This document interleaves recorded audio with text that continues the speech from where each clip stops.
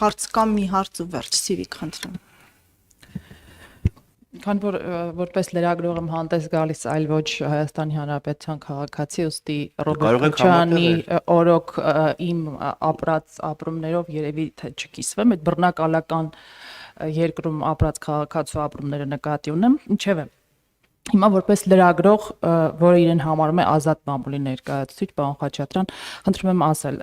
մեջբերումները, որ արեցիք QST փաստաթղթից, դրա օրիգինալի կոպիայից էր եւ ինչպես է այդ կոպիան հայտնվել ձեր ձեռքի տակ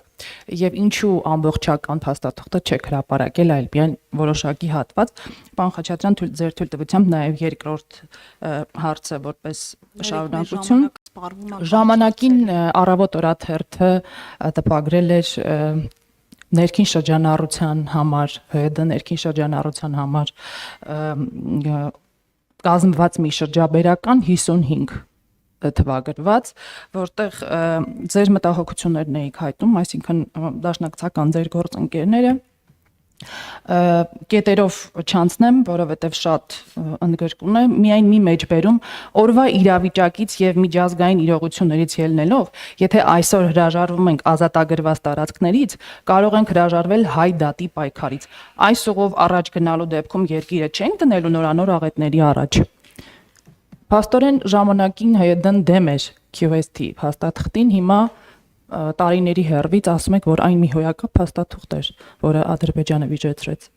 Այդ ինչ փաստաթուղթը անկեղծ ասած չեմ կարող ասել, չգիտեմ։ Չեմ բացառում, որ այսպես կոչված 004-ի նախնական վերսիան է եղել։ Հիմա ձեր հարցինի պատասխան իհարկե պատճեն է։ Ես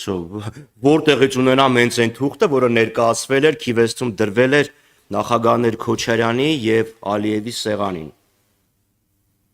Պարզ է, չէ՞ որ դա պատճեն է։ Որտեղից ինձ իմ անձնական արխիվներից, որոնք երկար ժամանակ պահել եմ։ Իմ սեփականությունն է, ծագման մասին ինչ խոսեմ։ Բայց եթե իշխանություններն ասում են, որ դա կեղծ փաստաթուղթ է, ուրեմն պետք է ասեն իրականությունը որն է։ Եթե ասում են սա իրական փաստաթուղթ է, պետք է ասեն, որ դա իրական փաստաթուղթ եղել է։ Բայց եթե Նիկոլ Փաշինյանը գաղտնազերծում է բոլոր փաստաթղթերը, իդեպ իմ հարցը, որ ես իրան տվեցի, ազգաժողովին ինչ ասացի, ամեն ինչ կբացահայտել է, նշանակում է ոչի բան այլևս գաղտնիք չէ։ Բայց եթե որոշեն, որ գաղտնիք է, եւ ես գաղտնիք եմ բացահայտել, ես, Նիկոլ Փաշինյանը եւ Լևոն Տեր-Պետրոսյանը պիտի հայտնվենք նույն բանտախցում։ Շնորհակալություն։ Չմոռանաք հավանել տեսանյութը եւ բաժանորդագրվել Civic AM-ի YouTube-յան էջին։